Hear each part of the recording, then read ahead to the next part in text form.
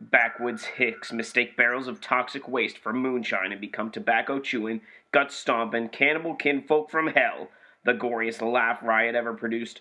Redneck Zombies is an unforgettable onslaught of dismemberment and human body parts, now restored to its full glory in an exclusive director's cut.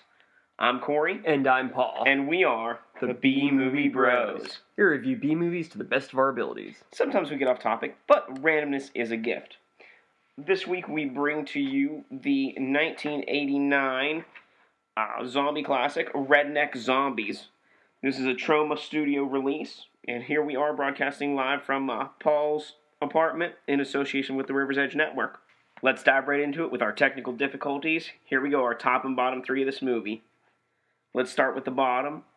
For me, number 3, the character, Bob. He's just fucking annoying. Everything he says and does just makes me want to throw something at the TV. Number 2, why do we need to autopsy a zombie? What kind of fucking sense does it make? It's dead. It's not alive. Sure, that's why we autopsy a lot of things. But it's a fucking zombie. What do you hope to accomplish? It's the same as a person. Number 1. At first, it was just the lengthy initial transformation sequence that was, really psychedelic. And then I noticed a very distinct pattern in this movie, where scenes go on for way too long. It happens 4 or 5 times in this movie, where scenes go on 3, 4, 5 minutes longer than they really should.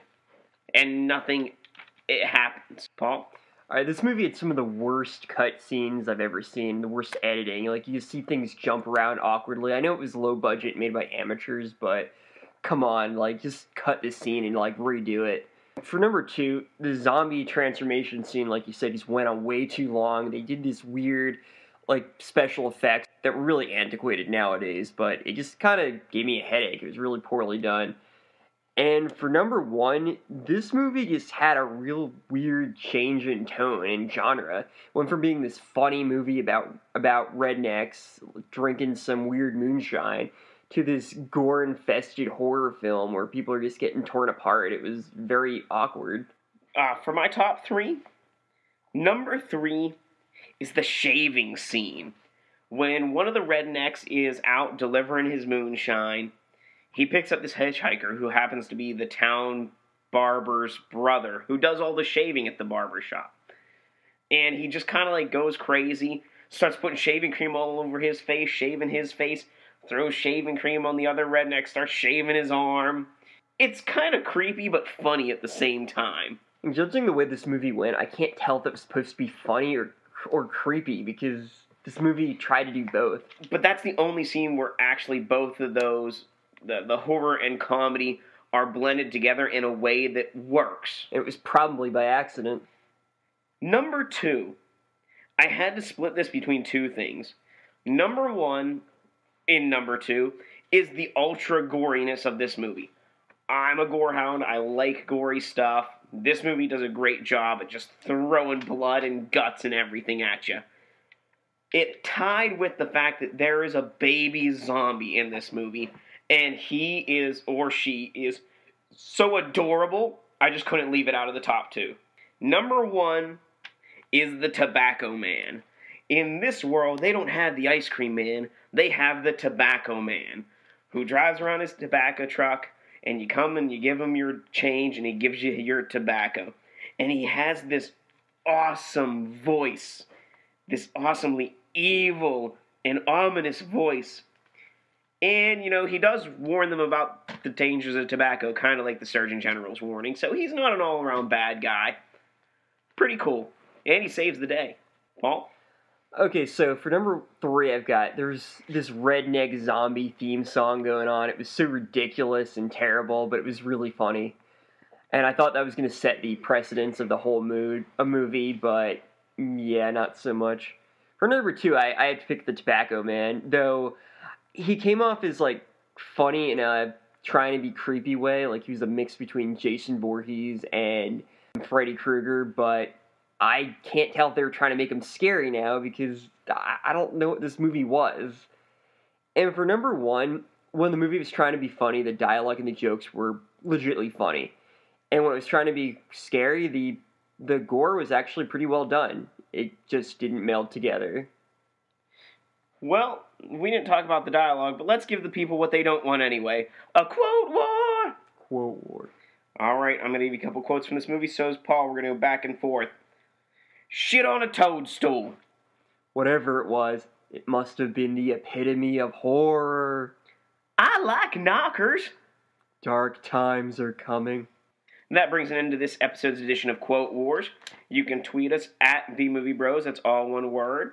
Leave us a comment here on SoundCloud, or find us on Facebook at B-Movie_Bros. That's BMovieBros. Tell us who won this episode's Quote War. Which was your favorite quote? Have you ever seen this movie? What do you like about it? What don't you like? Anything you want to say, you can say it to us.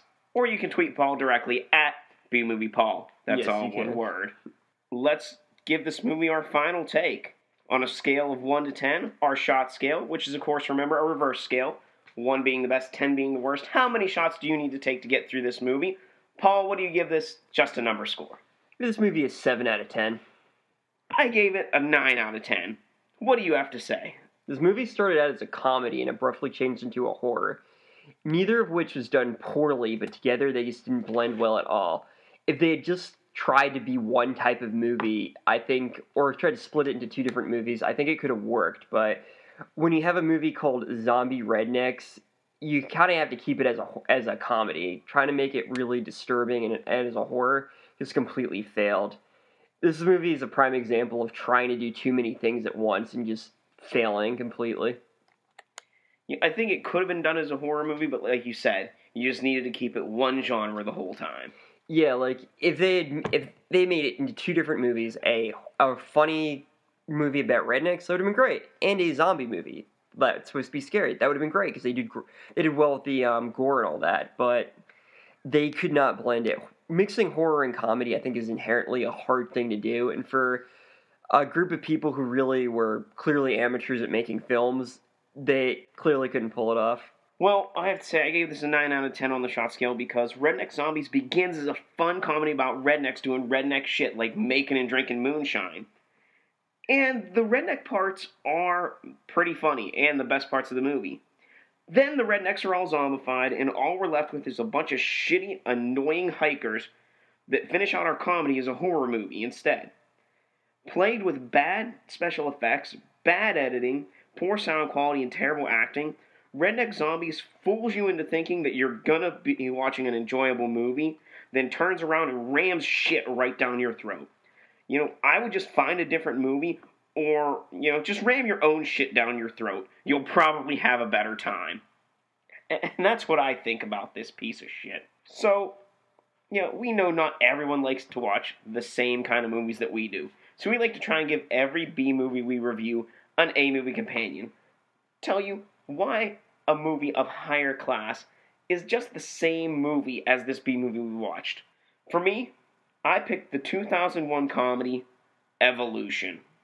Paul, what did you pick? Picked Pan's Labyrinth, written and directed by Guillermo del Toro. Well, that's an interesting pick. I'm going to be looking forward to hearing about that. But I picked Evolution because Redneck Zombies makes it a point to say that aluminum chlorohydrate, big scientific-y words, is what kills these zombies. In Evolution, they say selenium, again, big science-y word, is what kills the aliens.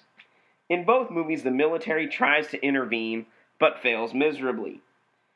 In both movies, a character willingly walks into a giant threat, whether it's the alien nest or a horde of zombies. In Evolution, we have Orlando Jones being the hilarious black comic relief character. And he does a fantastic job, because he's Orlando Jones, and he's awesome. In this movie, we have Anthony Burlington Smith trying to fill that same role, and it doesn't work. But you have the same character stereotypes. And in both movies, cleaning products turn out to be the solution to all the world's problems, because deodorant kills the zombies, and shampoo kills the aliens. Therefore, Evolution is just an A-movie version of Redneck Zombies. Both Redneck Zombies and Pan's Labyrinth took place primarily in the woods, where the characters encountered creatures that you normally wouldn't see in the woods. In Redneck Zombies, there were redneck zombies, and in Pan's Labyrinth, there were all sorts of mystical, kind of creepy characters. Both movies featured two groups fighting against the other one. Pan's Labyrinth featured a group of revolutionaries fighting against Vidal's army. Redneck Zombies obviously featured campers fighting redneck zombies. And both movies would periodically change in tone. Pan's Labyrinth would transition from Ophelia's magical fairy tale-like point of view to the dark reality of the oppressive regime and her abusive stepfather. And Redneck Zombies randomly decided it wanted to be a horror movie instead of a comedy. So yeah, that is why Pan's Labyrinth is an A-movie version of Redneck Zombies. Well, so there you have it. If you want to watch an A-movie version of Redneck Zombies, go out and find Evolution or Pan's Labyrinth. Now, for everybody's favorite time, we're going to tell you how to drink away the flick. Drink away the flick.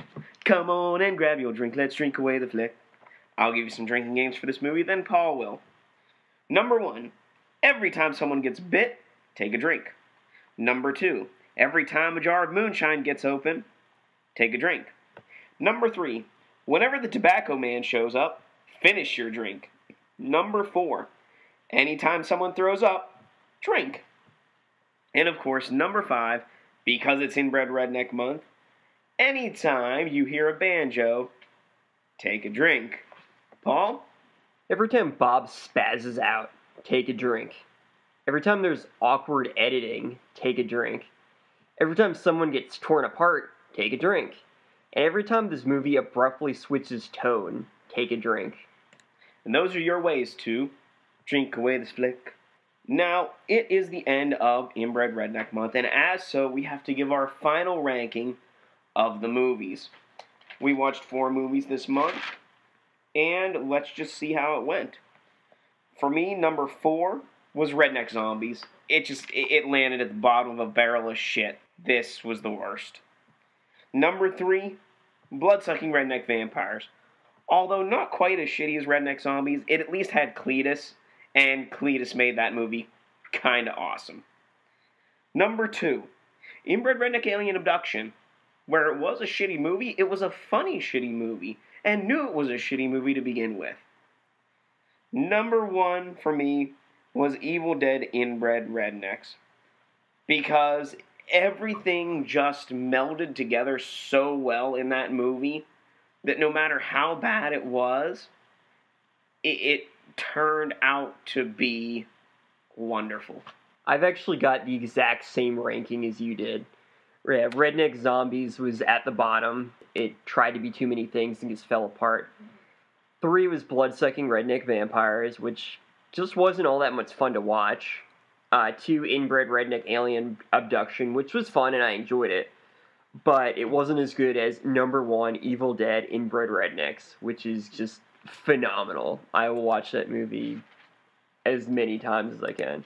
So, as we exit Inbred Redneck Month, we ask you if you have any comments, any movies you'd like us to watch, anything you'd like to talk to us about. You can tweet us at BMovieBros, that's all one word. Find us on Facebook at B-movie, space B-R-O-S, that's BMovieBros. Leave us a comment here on SoundCloud, or tweet Paul directly at BMoviePaul. We are going to be bringing you next month, which will be March, Martial March. All kinds of martial arts films.